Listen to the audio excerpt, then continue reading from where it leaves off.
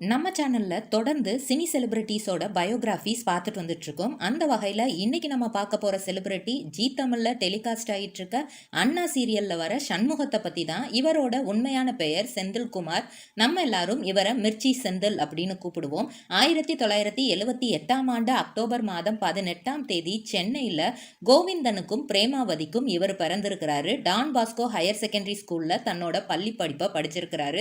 அதுக்கப்புறம் காலேஜில் என்ன டிகிரி சேரலாம் அப்படின்னு யோசிச்சுட்டு இருந்த அவருக்கு எப்படியாவது நம்ம பேங்கிங் லைன்ல போயிடணும் அப்படின்னு தோணி இருக்கு. அதுக்காக பிகாம் எடுத்து படிக்கிறாரு பச்சையப்பா காலேஜில். அதுக்கப்புறம் மதுரை காமராஜ் யூனிவர்சிட்டியில் இவருக்கு master of finance and control படிக்கிறதுக்கான வாய்ப்பு கிடைக்குது. அதையும் படிக்கிறாரு. ஏன்னா அவருக்கு அப்போதைய குறிக்கோளாக இருந்தது எப்படியாவது ஒரு பேங்க் வேலைக்கு போயே தீரணும் அப்படிங்கிறது மட்டும்தான். அதுக்காக அதையும் படிக்கிறாரு. ஆனால் இன்பிட்வீனில் அவங்க காலேஜில் நடந்த சின்ன சின்ன ப்ரோக்ராமுக்கு அவரே ஜாக்கியாக இருந்திருக்கிறாரு. அதனால என்னமோ அவருக்கு ரேடியோ ஜாக்கி மேலே ரொம்பவே ஆர்வம் அதிகமாயிருக்கு. ஏன்னா டிவி வர்றதுக்கு முன்னாடி, ஃபோன் வர்றதுக்கு முன்னாடி எல்லாம் ரேடியோ அப்படிங்கிறது தான் நம்ம எல்லாத்துக்குமே பரிச்சயமான ஒரு விஷயமா இருந்தது. அதில் வர சின்ன சின்ன விஷயங்கள் கூட நம்ம காதுக்கு இனிமையாக இருந்தது. ஏன் நம்ம இதை ட்ரை பண்ணக்கூடாது அப்படிங்கிற ஒரு முயற்சியில் ஃபஸ்ட்டு 2003 ரேடியோ ஜாக்கியாக சேர்றாரு. மிர்ச்சி ரேடியோ எஃப்எம்ல தான் அவர் தன்னோட பயணத்தை ஆரம்பிக்கிறாரு. அதுக்கப்புறம் ரேடியோ ப்ரொடியூசராக, இபியா, ப்ரோக்ராமிங் ஹெட்டாக எல்லாமே இருக்கிறாரு. அதுக்கப்புறம் இதோட ஹெட் ஆஃபீஸான கோயம்புத்தூருக்கு ஷிஃப்ட் ஆகிறாரு. அங்கே போய் ஒரு 4 வருஷம் இதே வேலையை தான் அவர் பார்க்குறாரு. மிர்ச்சி இது செம ஹாட்டு மச்சி அப்படின்னு அவரோட வாய்ஸை கேட்டாலே அந்த அளவுக்கு சூப்பராக இருக்கும். அவரோட ப்ரோக்ராம்ஸ் ஒன்றும் தெறிக்க விட்டுருப்பாரு. 2003 இருந்து 2007 வரைக்கும் மிர்ச்சி கோல்ட் அப்படிங்கிற ஷோ பண்ணிட்டு இருந்தாரு. இந்த ஷோ நைட் டைமில் நம்மளுக்கு வரும். அதுக்கப்புறம் 2005 இருந்து 2007 வரைக்கும் மிர்ச்சி பஜார் அப்படிங்கிற ஷோ பண்ணார். இந்த ஷோ முழுக்க லேடிஸுக்கான ஷோவாக இருந்துச்சு.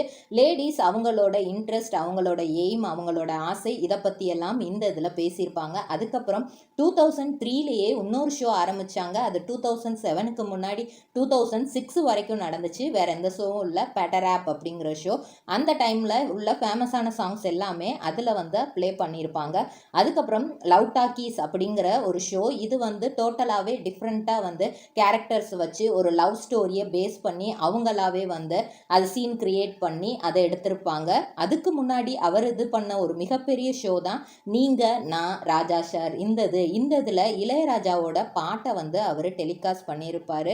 ஒவ்வொரு சாங்காக அதுக்கான எக்ஸ்பிளனேஷன்ஸை கொடுத்து நைட் டைம் ரொம்பவே இதமாக 9 மணில இருந்து 11 மணி வரைக்கும் இந்த ஷோ போய்கிட்டு இருக்கும். அவ்வளோ இனிமையான சாங்ஸ். அதை கேட்டே பலரும் தூங்கியிருப்போம். இந்த ஷோ அவருக்கு மிகவும் ஸ்பெஷலான ஷோ. ஏன்னா 2010 இருந்து 15 வரைக்கும் அவர் இந்த ஷோவை தான் இது பண்ணிட்டு இருந்தார். 2007 இந்த மிர்ச்சி கோல்டு, மிர்ச்சி பசார் இதெல்லாம் முடிகிற டைம் அவருக்கு மதுரை அப்படிங்கிற ஒரு சீரியலில் நடிக்கிறதுக்கு வாய்ப்பு கிடைக்கிது விஜய் டிவியில். 2 வருஷம் 2007, 8, 9 2007 லாஸ்ட்டில் ஸ்டார்ட் பண்ணி 2009 மிடில் இந்த சீரியலை முடிக்கிறாங்க. ஸோ இவர் நம்மளோட ஃபேவரட்டான சரவணன், மீனாட்சி இந்த 2 பேர் தான் அதுலேயும் நடிக்கிறாங்க. ரொம்பவே சூப்பர் டூப்பர் ஹிட் ஆகுது அந்த சீரியல். ஸோ இதே பேரை வச்சு நம்ம ஏன் இன்னொரு சீரியல் பண்ணக்கூடாதுன்னு 1 இயர் கேப் விட்டுட்டு அடுத்து 2011 சரவணன் மீனாட்சியை தொடங்கிடுறாங்க. ஸோ மீனாட்சிக்கு சரவணன் மேலே ரொம்பவே கோவம் இருக்கும். ஏன்னா அவங்க இந்த 2 சீரியலில் நடிக்கிற டைமில் தான் லவ் பண்ணாங்க. ஸோ அந்த டைம் எப்போல்லாம் இவரை மீட் பண்ணலாம், ஷூட்டிங்க்கு போனாலே நம்ம இவரை மீட் பண்ணலாம் அப்படின்னு ஒரு ஆசையில் இருந்த மீனாட்சிக்கு நிறைய டிசப்பாயின்மெண்ட் தான் நிறைய நேரம் நடந்திருக்கு. ஏன்னா இவருக்கு ரேடியோ தான் தன்னோட முதல் மனைவியாக. ரேடியோ ஜாக்கி அந்த ஜாப் தான் அதை அவர் முழுக்க ரசிச்சிருக்காரு. அதை தான் தன்னோட முதல் மனைவியாகவே அவர் ஏற்றுட்டு இருந்திருக்காரு. எல்லா டைமும் ஷோ பண்ணிக்கிட்டே தான் இருப்பாராம். ஈவன் விஜய் டிவியில் சீரியலுக்கு சான்ஸ் கிடைச்சப்போ கூட இல்லை என்னால் டைம் இருக்காது, சீரியல்லாம் என்னால் பண்ண முடியாதுன்னு தான் ஃபஸ்ட்டு சொல்லியிருக்கிறாரு. அதுக்கப்புறம் விஜய் டிவி இவரை ரொம்ப ரெக்வஸ்ட் பண்ணி அந்த டைரக்டர் கேட்டுக்கிட்டதுனால என்னோட ஃப்ரீ டைமில் எனக்கு ஷார்ட் வச்சிங்கன்னா நான் நடித்து தருவேன், இல்லைன்னா என்னால் பண்ண முடியாது. ஏன்னா இங்கே எனக்கு நிறைய பொறுப்பு கொடுத்துருக்குறாங்க. நான் வேலை இல்லாமல் இருந்த டைமில் எனக்கு வேலை கொடுத்தது இந்த ரேடியோ ஜாக்கி ஜாப் தான். அதனால் கண்டிப்பாக இந்த மிர்ச்சி எஃப்எம்மை விட்டு நான் எங்கேயும் வரமாட்டேன் அப்படிங்கிற மாதிரி ரொம்பவே முடிவாக சொல்லிட்டாரு. இதனால ரொம்பவே கோபமாயிருக்காங்க. அவங்க கோபமாகிறதுக்கு என்ன ரீசன் அப்படின்னா, நம்ம செந்தில் அவர்கள் வந்து கரெக்டாக வந்து அந்த 2 மணி லஞ்ச் பிரேக் அப்போ மட்டும்தான் வந்து வருவாராம். அப்போ தான் இங்கே ரேடியோ எஃப்எம்ல வந்து அவருக்கான ப்ரோக்ராம் இல்லாமல் இருக்குமா, அந்த டைமில் மட்டும்தான் வந்து சரவணன் மீனாட்சிக்கான ஷாட்டே எடுப்பாங்களாம். மற்றபடி மீனாட்சிக்கான ஷாட்டு தான் மற்ற டைம் எல்லாமே எடுப்பாங்களாம்.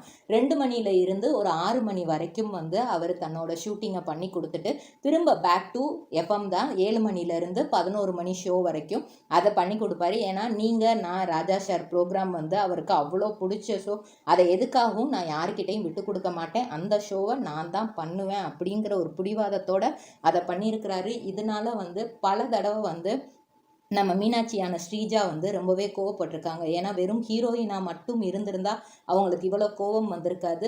2 பேரும் ஒருத்தருக்கு ஒருத்தர் ரொம்பவே நேசிச்சிருக்காங்க, விரும்பியிருக்காங்க. ஸோ எப்போல்லாம் டைம் கிடைக்கும் நம்ம டைம் ஸ்பெண்ட் பண்ணலாம் அப்படின்னு நினைக்கும் போது எல்லாமே வந்து இவர் வந்து அந்த லஞ்ச் டைமில் மட்டும் வந்துட்டு அந்த டைம் வரும்போது கரெக்டாக ஷூட்டிங் பண்ணுறதுக்கான டைம் மட்டும்தான் இருக்கும். ஸோ இவங்களோட ஸ்பெண்ட் பண்ணுறதுக்கான டைம் வந்து ரொம்பவே கம்மியாக இருக்குது.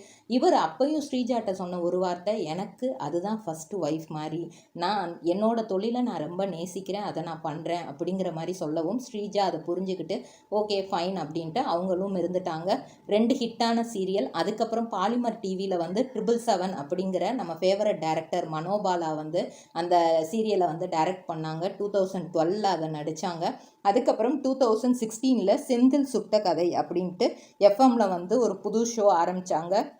இதில் வந்து சுற்றி என்ன நடக்குதோ, அவருக்கு என்ன மாதிரியெல்லாம் அதில் அனுபவம் கிடைக்குதோ அது எல்லாத்தையும் நம்ம செந்தில் அவர்கள் வந்து அதில் பேசியிருக்காங்க. விஜய் டிவியில் அந்த 2010 ஒரு கேப் இருந்தப்போ கூட அவரோட நடிப்பு ரொம்ப பிடிச்சதுனால விஜய் டிவி அவரை வந்து விடவே இல்லை. நீங்கள் என்ன தான் எஃப்எம்ல நடித்தாலும் எங்களுக்கும் சீரியல்ஸ் பண்ணி கொடுத்துக்கிட்டே இருங்க அப்படின்னு கள்ளிக்காட்டு பள்ளிக்கூடம் அப்படிங்கிற நாடகத்திலையும் அவரை நடிக்க வச்சுருக்காங்க. ஓகே, ரேடியோ ஜாக்கியாக ஒரு வேலையை பார்த்துட்டாரு, சீரியல் ஆக்டராகவும் பண்ணிட்டாரு, படத்தில் என்னப்பா பண்ணியிருக்காரு அப்படின்னு யோசிச்சா படத்துலையும் நடிச்சிருக்காரு. ஃபஸ்ட்டு தவமாய் தவம் இருந்துன்னு சேரன் படத்தில் சேரனுக்கு அண்ணனா நடிச்சிருக்காரு. இதுக்காக ஃபிலிம்ஃபேர் அவார்டோட பெஸ்ட் சப்போர்ட்டிங் ரோலுக்கான அந்த நாமினேஷன்லையும் இருந்திருக்காரு. அடுத்தது சில படங்கள் ஹீரோவாக நடிப்போமே அப்படிங்கிறதுக்காக 2012 வந்து செங்காத்து பூமியிலே அப்படிங்கிற படத்தில் நடித்தார். 2013 கண் பேசும் வார்த்தைகள் அப்படிங்கிற படத்தில் நடிச்சிருக்கிறாரு. 2014 வந்து பப்பாளி வெண்ணிலா வீடு அப்படிங்கிற படத்தில் நடிச்சிருக்கிறாரு. 2015 ரொம்ப நல்ல வேண்டாம் நீ அப்படிங்கிற படத்தில் நடித்தார். என்னடா இவ்வளோ லிஸ்ட்டு சொல்லியும் இது எதுவுமே வந்து இது அவங்க தவிர வேறு எதுவுமே தெரியல அப்படின்னு யோசிச்சா எல்லாமே பாக்ஸ் ஆஃபீஸில் அவ்வளோ பெரிய ஃபெயிலியர் ஆயிடுச்சு. எதுவுமே வந்து லீட் ரோலில் அவர் நடித்தாலுமே வந்து அவ்வளோ ஹிட் ஆகலை. அதுக்கப்புறம் வந்து ஏன் நம்ம ஆர்ஜேவாகவே நம்ம ஏன் படத்தில் நடிக்கக்கூடாது அப்படின்னு முடிவு பண்ணி சென்னை 6,28,000 சரி, சூரரை போற்று படத்துலையுமே சரி அவர் ஆர்ஜே செந்திலாவே வந்திருக்கிறாரு. 2016-17 மாப்பிள்ளை சீரியல் பண்ணார். அதுலேயே வந்து ஒரு வெப் சீரிஸ் வந்துச்சு அந்த வருஷத்துலேயே, கல்யாணம் கண்டிஷன் சப்ளை அப்படின்னு. அது யாரோட பண்ணுறாரு அப்படின்னா அதுவும் நம்ம ஸ்ரீஜாவோட தான் பண்ணுறாரு. ஏன் அப்படின்னா வந்து சரவணன் மீனாட்சி 2013 முடியுது. நீங்கள் நான் ராஜா சார் அந்த ப்ரோக்ராமில் வந்து 2014 ஒரு அனௌன்ஸ்மெண்ட் விடுறாங்க. ஜூன் மந்த்து இந்த மாதிரி வந்து நானும் ஸ்ரீஜாவும் லவ் பண்ணுறோம், கல்யாணம் பண்ணிக்கிற போகிறோம் அப்படிங்கிற ஒரு அனௌன்ஸ்மெண்ட் வருது. அனௌன்ஸ்மெண்ட் அவர் கொடுத்த ஒரு மாதத்துலேயே வந்து திருப்பதியில் வச்சு சிம்பிளாக அவங்களோட கல்யாணத்தை அவங்க பண்ணிக்கிட்டாங்க. ஸோ ஹஸ்பண்ட் அண்ட் ஒய்ஃபாகவே இந்த வெப் சீரிஸில் அவங்க நடித்தாங்க. இந்த வெப் சீரிஸும் 3 சீசனாக எடுத்தாங்க. அதுக்கு இன்பிட்வீனில் இன்னொரு சீரியல்லையும் நம்ம செந்தில் நடிக்கிறாரு. 2018-20 நாம் இருவர் நமக்கிருவர், அதில் டபுள் ரோல் மாயன் அரவிந்த், இந்த 2 ரோலையுமே நம்ம செந்தில் தான் பண்ணி கொடுக்குறாரு. அடுத்து 2020 திரும்ப கண்டிஷன் சப்ளை 2.0 வந்து வருது. அதுவும் வந்து ரொம்ப ஜாலியான ஒரு வெப் சீரிஸாக இருக்குது. ஸோ லாக்டவுன் எல்லாம் அந்த லாக்டவுன் டைம்லையுமே அந்த லாக்டவுன் எல்லாம் முடிஞ்சு திரும்ப நாம் இருவர் நமக்கு, ஏன்னா கொஞ்ச நாள் அப்படியே ஸ்டாப்பாக இருந்தது. இந்த வெப் சீரிஸ் வந்து நம்மளுக்கு ஃபோன்லேயே வந்துடுறதுனால அது கண்டினியூவாக நடந்துகிட்டே இருந்தது. ஏன்னா இவங்க ஹஸ்பண்ட் அண்ட் ஒய்ஃப்னால அந்த வெப் சீரிஸை டெலிகாஸ்ட் பண்ணுறதுல எந்தவித பிரச்சனையும் வரல, அவங்களோட ஷூட்டிங் டைமுக்கும் எந்த ப்ராப்ளமும் ஏற்படல. ஸோ நாம் இருவர் நமக்கு இருவர் அடுத்து லாக்டவுன்லாம் முடிஞ்சிட்டு திரும்ப கொஞ்ச நாள் வந்து 2022 வரைக்கும் நம்மளுக்கு டெலிகாஸ்ட் ஆச்சு. அதுக்கப்புறம் வந்து 2022 அப்புறம் கலர்ஸ் தமிழில் ஜெகமே தந்திரம் கதைகள் அப்படிங்கிற ஒரு ஷோ வந்து ஹோஸ்ட் பண்ணார். 2023 இந்த வருஷம் ஜி தமிழில் வர்ற அண்ணாங்கிற சீரியலில் ஒரு சூப்பர் அண்ணாவாக அவர் வந்து இருக்கிறாரு. தன்னோட பொறுப்பில்லாத அப்பா, ஓடிப்போன அம்மா இப்படிங்கிற 2 பேரை வச்சுக்கிட்டு 4 தங்கச்சிங்களுக்கு பொறுப்பான ஒரு அண்ணனாக இருக்கிற மாதிரி ஒரு மிகப்பெரிய ரோல் வந்து இவருக்கு கொடுத்துருக்குறாங்க. ஏன்னா இதுக்கு முன்னாடி எல்லாமே ஒரு லவ்வர் பாயா ஜஸ்ட் ஒரு ஹீரோவா அப்படி இருந்துட்டு போன நம்ம செந்திலுக்கு வந்து பொறுப்பான ஒரு அண்ணன் ரோல் வந்து இப்போ தான் கொடுத்துருக்குறாங்க. இந்த ரோல் தான் அவருக்கு ரொம்பவே பிடிச்ச ரோலுன்னும் அவர் சொல்லியிருக்கிறாரு. இவருக்கு 2023 ஸ்ரீ வல்லபா தேவ் அப்படிங்கிற ஒரு குழந்தை பிறந்திருக்கு, ஆண் குழந்தை. கிட்டத்தட்ட ஒரு 8 வருஷ போராட்டம், 8 வருஷமாக பேச்சுக்கள், எத்தனையோ பேச்சுக்கள் எல்லாத்தையும் தாங்கி நம்ம ஸ்ரீஜாவுக்கும் செந்திலுக்கும் இந்த 8 வருட காலம் கழித்து ஒரு அழகான ஆண் குழந்தை வந்து ஜனவரி மாதம் 6ஆம் தேதி வந்து பிறந்திருக்கு.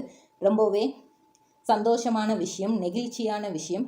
இதையுமே நம்மளோட செந்தில் அவர்கள் அவரோட மிர்ச்சி ப்ரோக்ராமில் தான் அனௌன்ஸ் பண்ணார். இதில் இருந்தே தெரியுது அவர் தன்னோட முதல் மனைவியான அந்த ரேடியோ ஜாக்கிங்கிற ஜாப்பை வந்து எவ்வளோ நேசிக்கிறாரு அப்படிங்கிறத ஒவ்வொரு இன்டர்வியூலையுமே அவர் சொல்கிறது. நான் ஒரு ஹீரோவாக இருந்தாலும் சீரியல் ஆக்டராக இருந்தாலும் எனக்கு ஒரு ஆர்ஜேவாக இருக்கிறது தான் எனக்கு சந்தோஷம், அதுதான் எனக்கு பெருமை. எந்த இடத்துலையுமே நான் அதை வந்து பெருமையாக சொல்லிக்கிடுவேன், எதுவுமே நான் குறைச்சி சொல்ல மாட்டேன். அந்த அளவுக்கு எனக்கு அந்த தொழில் வந்து ரொம்ப பிடிக்கும். எப்படி வந்து ஒரு பேங்க்கில் ஆசைப்பட்டுட்டு டக்குன்னு ஒரு காலேஜில் நடந்த ஒரு சின்ன சின்ன ப்ரோக்ராமில் ஆர்ஜேவாக இருந்து அந்த ஈர்ப்புனால வந்து தன்னோட மொத்த லைஃப்பையும் ஆர்ஜேவாகவே அவர் வந்து ஸ்பெண்ட் பண்ணணும்னு நினைக்கிறாரு. அப்படிங்கும்போது ரொம்பவே ஆச்சரியமாக இருக்குது அவரோட தொழில் மீது வச்சிருக்க அந்த பக்தி. இதே மாதிரி பல செலிபிரிட்டிஸோட பயோகிராஃபி தெரிஞ்சுக்கிற சேனலை மறக்காமல் சப்ஸ்கிரைப் பண்ணிக்கோங்க. சொந்தமாக தொழில் தொடங்கணும்னு ஆசையா? ஆனால் முதலீடு நினச்சி கவலையாக இருக்கா? கவலை விடுங்க. ஆர்ஆர்ஆர் ட்ரேடிங் கம்பெனி இப்போ உங்களை ஒரு வெற்றிகரமான பிஸ்னஸ் மேனாக மாற்ற ரெடியாக இருக்கும். முக்கிய அம்சங்கள் என்னென்னா, பாக்கு மட்டை தட்டு தயாரிப்பு தொழில் ரொம்ப சிம்பிள், ஆனால் லாபம் அதிகம். நாங்களே லோனும் அரேஞ்ச் பண்ணி தரோம். இதில் ஸ்பெஷல் என்னென்னா 25% 35% வரைக்கும் மானியமும் கிடைக்கும். உயர்தர மிஷின்ஸ் மற்றும் தரமான ரா மெட்டீரியல்ஸ் வருஷம் முழுக்க நாங்களே சப்ளை பண்ணிடுவோம். நீங்கள் தயாரிக்கிற தட்டுக்களை நாங்களே நேரடியாக வாங்கிக்கிறோம். வாழ்க்கையில் ஜெயிக்க இதுதான் சரியான நேரம். உடனே கால் பண்ணுங்க. தொடர்புக்கு 8015983336. ஆர்ஆர்ஆர் ட்ரேடிங் கம்பெனி, உங்கள் முன்னேற்றத்திற்கு எங்களது கரம்.